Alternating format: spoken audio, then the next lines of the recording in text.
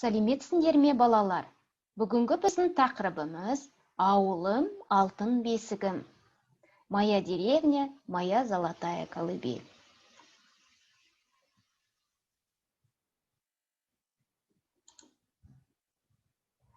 Енді өткен тақырыпты қайталайық. Мұхтар Әуезовтің отбасындағы қандай тәрбие оны жазушы болуына әсер етті? Какое воспитание в семье Мұхтара Әуезова побудило стать писателем?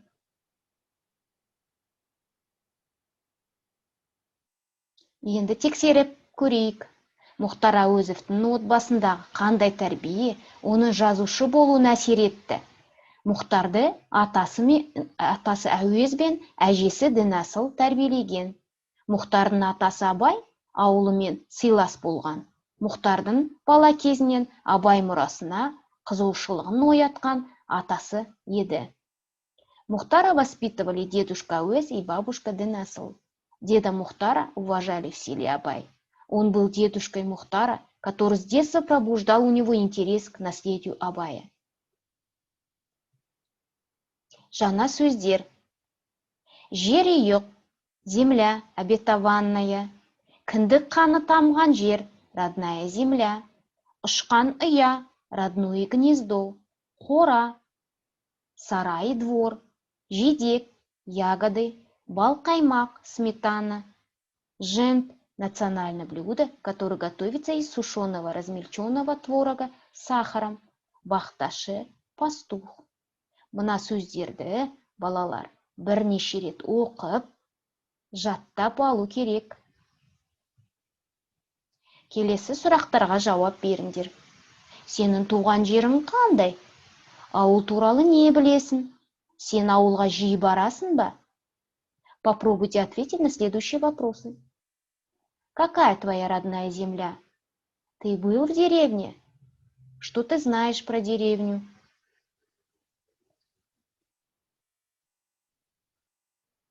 Келесі, екінші тапсырма орындаймыз.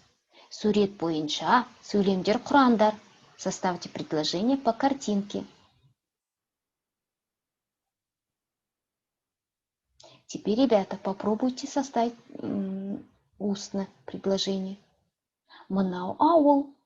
Ауылда әжем мен атам тұрады. Ауылда үй жануарлар бар. Үй жануарлары адамдарға өте пайдалы. Мен ауылға жиі барамын. Ауылда маған ұнайды. Енді келесі грамматикалық тақырып сын есім. Имя прилагательное. Сын есім заттың сынын, сипатын, түрін, көлемін, сапасын білдіретін сөздер. Сұрақтары қандай, қай, кімнің, ненің. Имя прилагательное, ребят, отвечает на вопрос какой, какая, какое, который, чей, чья, чью, чьи. Имя прилагательное делится на несколько видов. Сын есім бірнеше түрлерге бөлінеді. Мағынасына қарай, тұлғасына қарай, құрамына қарай. Мағынасына қарай по значению. Сапалық, қатыстық болып бөлінеді. Сапалық качественный, ақ, қара, сұлу, үлкен, белый, черный, красивый, большой. Қатыстық относительный, тұзды, ақшалы, соленые, денежные. Тұлғасына қарай по составу образования негізгі туынды болып бөлінеді. Негізгі непроизводные.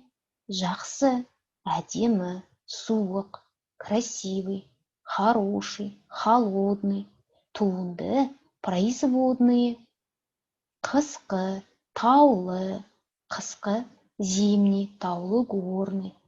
И құрамына қарай по составу. Дара күрделі болып бөлінеді. Дара простые, кіші, тар, нәзік, маленький, узкий, нежный.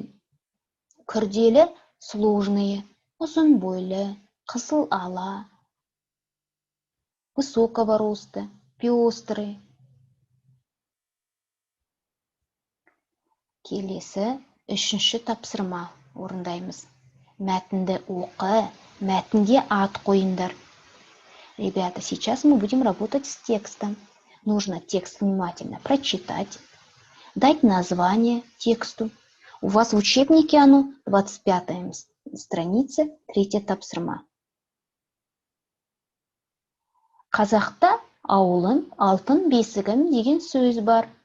Әркімге өзінің туған жері, жерұйық. Біздің дүниеде жалғыз еліміз, жеріміз бар. Ол қазақ елі. Жалғыз отанымыз Қазақстан. Отаныңды сүй. Отанына деген сүйіспеншілік отбасынан, кіндік қаның тамған жерден, ұшқан алтын ұяннан басталады. Менің де ұшқан ұям дәл осы жер. Балалық шағы өткен жерін адам еш уақытта ұмытпайды. Ауыл біздің табан тірер жеріміз, тұғырымыз. Ауыл халық руханиятының алтын діңгегі. Авторы елбасы Нұрсұлтан Назарбаев. Енді балалар осы мәтінді аударып көрейік.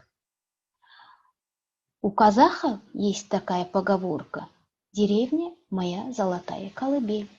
Каждому своя родная земля – это казахский народ. Единственная родина – Казахстан. Любовь к родине начинается с семьи.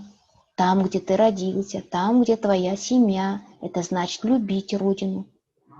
Это и моя родная земля. Человек никогда не забудет место, где прошло его детство. Деревня – это наша опора, духовное начало народа. Енді балалар, келесі тапсырманы үйде орындап көріңдер. 25-ші беттегі 4-ші тапсырма.